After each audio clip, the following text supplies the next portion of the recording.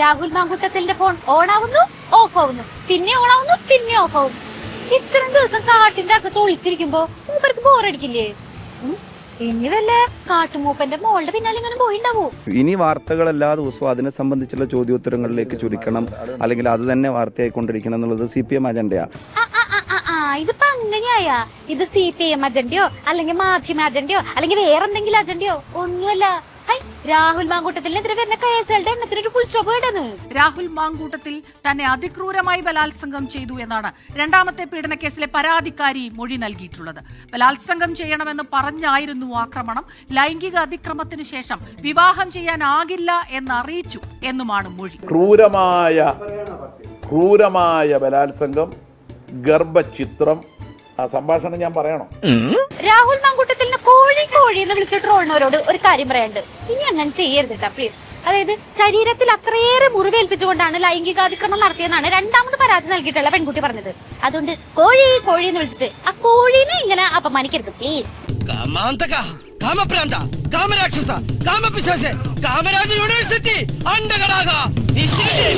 KPCCയുടെ നേതാവിന്റെ MLAയുടെ സഹധർമ്മിണിയുടെ കവിത നിങ്ങൾ കേട്ടു. അത് മതി ഈ നാട്ടിൽ ജീർണമുഖം തിരിച്ചറിയാൻ. കോൺഗ്രസിന്റെ ജീർണമുഖം. രക്തം കുടിച്ച രാക്ഷസ, നീ ഇത്രയും ക്രൂരനോ? നീയും ഒരമ്മയുടെ ഉദരത്തിൽ കൊണ്ട മഹാപാവിയോ? രാഹുൽ മാങ്കൂട്ടത്തിന് പല ഉന്നതരുടെയും സഹായം കിട്ടുന്നുണ്ട് എന്നൊക്കെയാണ് കേൾവി. ആരുടെയൊക്കെ സഹായം കിട്ടിയിട്ട് എന്തുട്ട കാര്യം?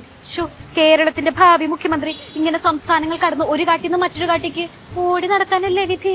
എല്ലാ കാലവും ഒളിവിലും പിന്നെ തെളിവിലും പിന്നെ ഒളിവിലും ഒക്കെ ആയിട്ട് ജീവിതം മുന്നോട്ടേക്ക് നയിക്കേണ്ടി വരുന്ന അപൂർവം ഒരാളായിരിക്കും രാഷ്ട്രീയ രംഗത്ത് രാഹുൽ മാങ്കൂട്ടത്തിൽ എന്ന കാര്യത്തിൽ യാതൊരു സംശയവും വേണ്ട. ഇവനേതാ? എന്റെ പൊന്നു സാറേ, എനിക്കറിയാൻ പാടില്ല. തിരിച്ചോർന്നാലേ ചീതെന്ന് ഇപ്പൊ കയറി വന്നിരുന്നതാണ്.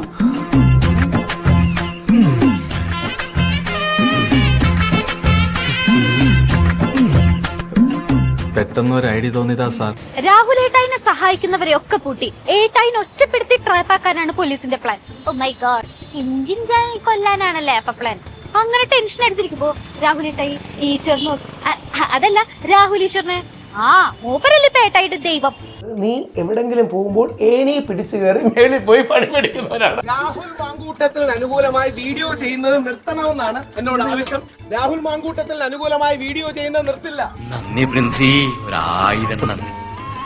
താങ്കളെ കണ്ടതൊരു മഹാഭാഗ്യമായി ഞാൻ കരുതുന്നു. ആണുങ്ങൾക്ക് വേണ്ടിയുള്ള സ്വാതന്ത്ര്യ സമരമാണ്, പുരുഷന്മാർക്ക് വേണ്ടിയുള്ള സ്വാതന്ത്ര്യ സമരമാണ്. ഇത് അർണേഷ് വിധിയുടെ നഗ്നമായ ലംഘനമാണ്. ഭരണകൂടങ്ങളുടെ കൊടും ഭീകരതകൾക്ക് മുമ്പിൽ ഒട്ടും മടിപതറാകുന്നിട്ടുള്ളവരാണ് ഞങ്ങൾ. രക്തസാക്ഷികളുടെ ചോരയിലും ധീരതയിലും പടുത്തുയർത്തിയ ഒരു പാർട്ടിയുടെ യുവരക്തമായി ഞാൻ പ്രാണൻ വെടിഞ്ഞും പാർട്ടി രഹസ്യങ്ങൾ ചോരാതെ നോക്കും. എന്റെ ജീവന്റെ അവസാന തുടിപ്പോരെ ഈ ഹക്കീം പൊരുതും. പക്ഷെ പണി പാളി ഗൈസ്. 2 ദിവസം നിരാഹാര സമരമൊക്കെ കിടന്നിട്ടുണ്ടെങ്കിൽ ഒരു ഹീറോ പരിവേഷം കിട്ടും. പിന്നെ രാഹുൽ മാങ്കൂട്ടത്തിൽ എന്ന പുണ്യപുരുഷന് നീതി വാങ്ങിക്കൊടുക്കാനാകും എന്നൊക്കെ വിചാരിച്ചതായിരുന്നു. പക്ഷെ കോടതി നിയമമൊക്കെ വക്കീലിനെ ചതിച്ചു ഗൈസ്. പോയി 10-14 ദിവസം ജയിലിൽ കിടക്കാൻ കോടതി പറഞ്ഞു. എനിക്ക് വയ്യ, വിശന്നിട്ട് തല ഇറങ്ങുക. ഒറ്റ ദിവസം കൊണ്ട് എല്ലാം ഒത്തീർപ്പാക്കാന്ന് പറഞ്ഞിട്ട് അവസാനം തന്തയില്ലാത്ത പരിപാടി കാണിച്ചിട്ടുണ്ടല്ലോ. ഒന്ന് മെല്ലെ പറയൂ, ആൾക്കാർ കേൾക്കും. പാവം, മറ്റൊരാളുടെ പെണ്ണു കേസുകൾക്ക് വേണ്ടി സഹിക്കാവുന്നതിന്റെ മാക്സിമം മൂപ്പര് സഹിച്ചു.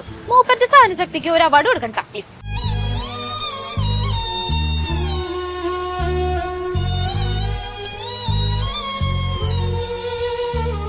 രാഹുൽ മാങ്കൂട്ടത്തിൽ വൃത്തികേട് കാണിച്ചതിന് സപ്പോർട്ട് ചെയ്തതിനു വേണ്ടി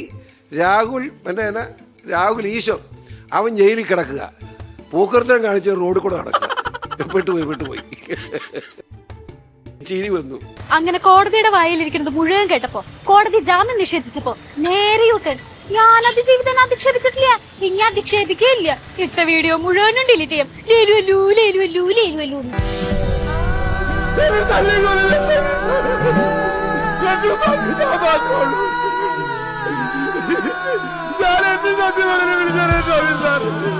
രണ്ട് ദിവസം നിരാഹാര സമരമൊക്കെ കിടന്നിട്ടുണ്ടെങ്കിൽ അനുകൂലമായിട്ടുള്ള വിധി ഈസി ആയിട്ട് വരുന്നു പറഞ്ഞിട്ട് പോയ ആളാണ് അകത്ത് വിഷണി പൊരിഞ്ഞു കിടക്കുന്നത്. യഥാർത്ഥ കുറ്റവാളി ഫോറസ്റ്റിനകത്ത് ട്രിപ്പിലും വള്ളി പിടിക്കാൻ പോയ ആള് അകത്തും. അങ്ങനെ അവസാനം മൂപ്പര് കേരള പോലീസിനോട് മനസ്സോർക്കാണ് മക്കളെ, പാടില്ല, എന്തെങ്കിലും തിന്നാൻ തരുമെന്ന്. 2 ദിവസമായി നിരാഹാരം. വെള്ളവുമില്ല, ആഹാരമില്ല. 2 ദിവസമായി. മെൻസ് കമ്മീഷന് വേണ്ടി 2 ദിവസമായി മിനിഞ്ഞാന്ന് മുതൽ 2 ദിവസമായി നിരാഹാരം. വെള്ളവുമില്ല, ആഹാരമില്ല. 2 ദിവസമായി വെള്ളം ആഹാരം കഴിച്ചിട്ട്. A few moments later. എനിക്ക് വിശപ്പെടൂ. 7 ദിവസമായി ആഹാരം കഴിച്ചിട്ട് ശവത്തി കുത്തരുത് ജഡ്ജിയമ്മ. സത്യമേവ ജയതേന്ന് പോസ്റ്റിട്ട് മുങ്ങിയാള് നീ ഏത് കാലത്ത് പൊങ്ങാ പോലെ. എന്തായാലും സത്യമേവ ജയതേ മറയാക്കലാണല്ലോ ഇപ്പൊ എല്ലാ കേസുകളിലും ട്രെൻഡ്. ഈ കേസിലെങ്കിലും സത്യം ജയിക്കട്ടെ.